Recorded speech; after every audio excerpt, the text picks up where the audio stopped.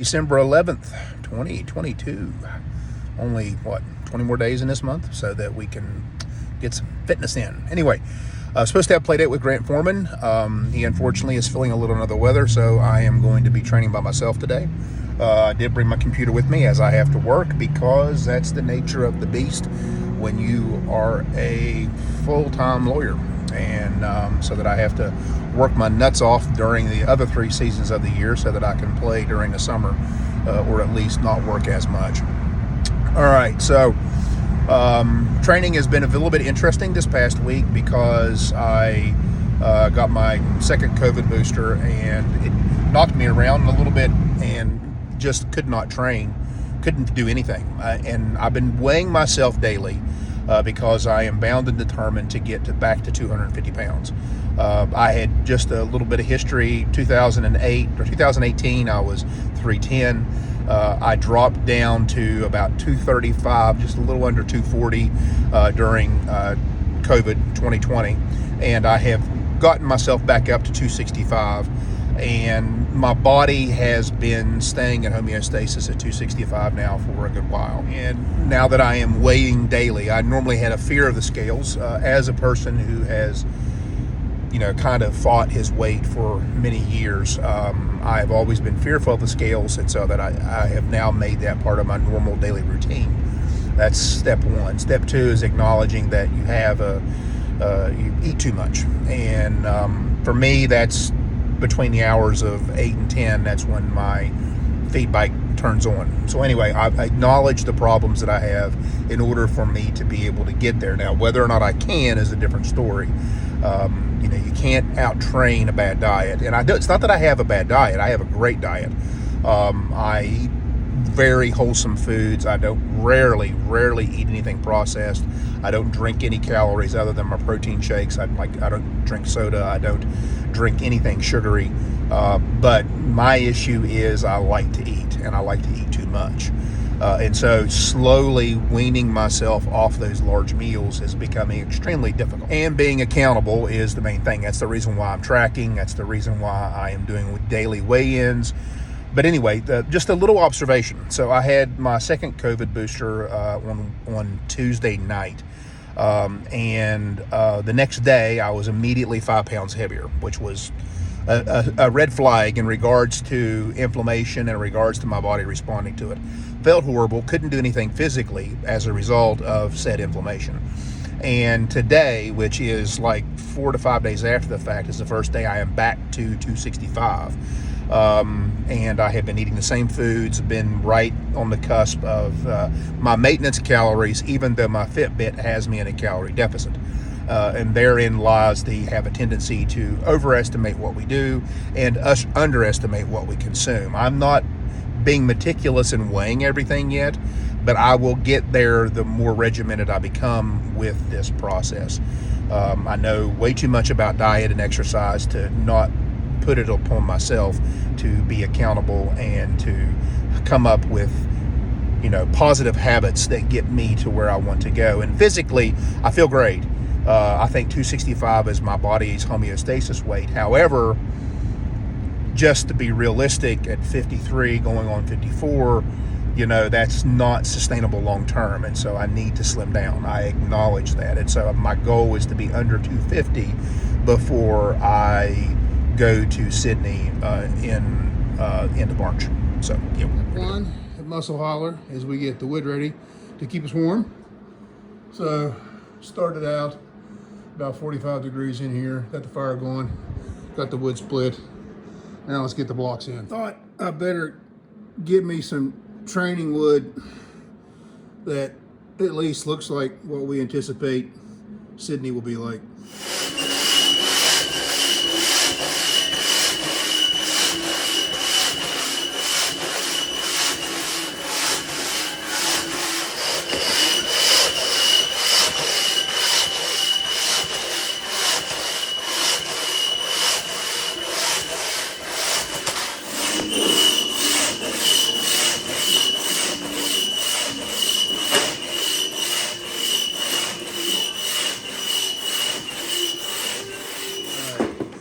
I've got a good 20-inch black oak up here, and straight up, this thing is hard as a bull's forehead. So no expectations. I'm just training, working on those fundamental tenets of arms out, arms high, and finishing the hit, and building cascading momentum from the top of the swing, from a dead stop, cascading and actually increasing the acceleration as the axe head gets closer to the log.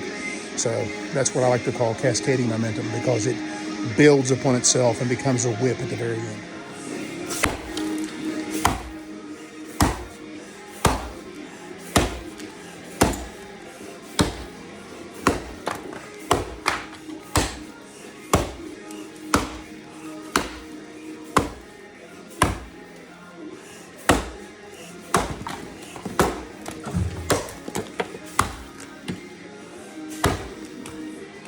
It's a lot better than I thought it was.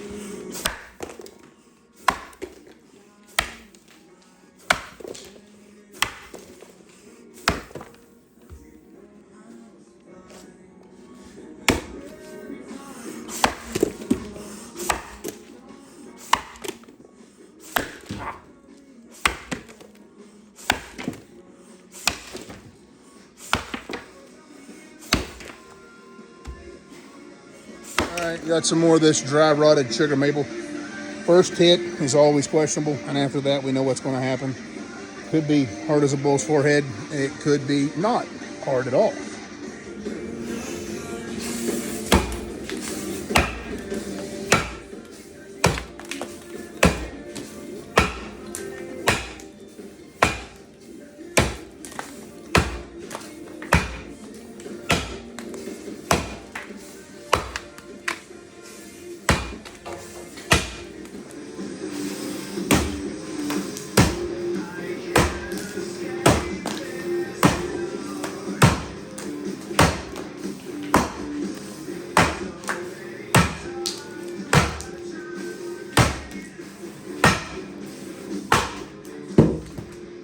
right, I got up one of those awesome looking, what I look forward to at Sydney flooded gum, sort of black thingies. And yeah, this is going to hurt. Because once I hit this limb, it's going to be boing, boing, boing.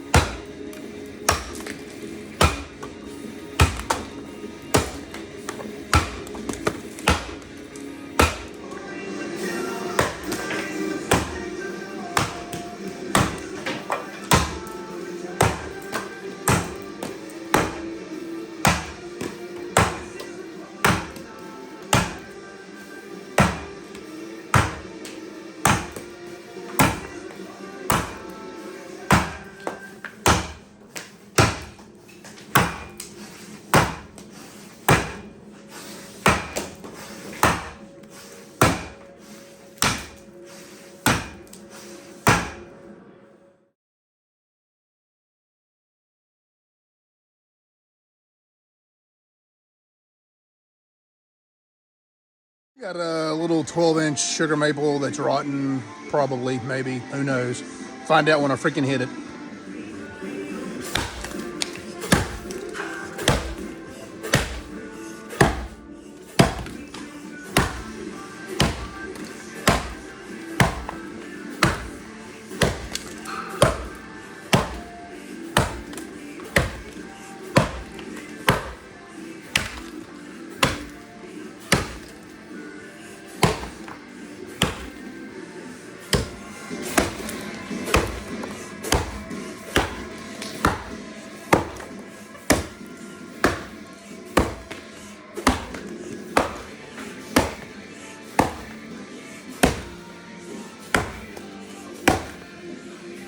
I've got a little 10-inch sugar maple, might be 11.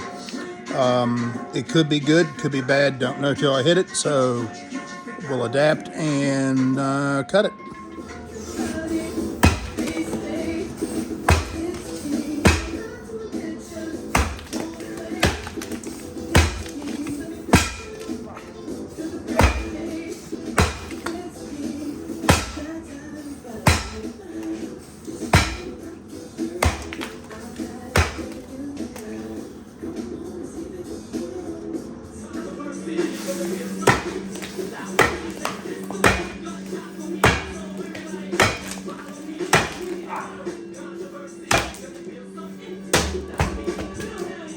I'm cutting this semi-rotten shit just to get rid of it because, you know, I procured it at one point and just let it set. And so time to get rid of it. And this is another one. I got two more of these I want to cut today.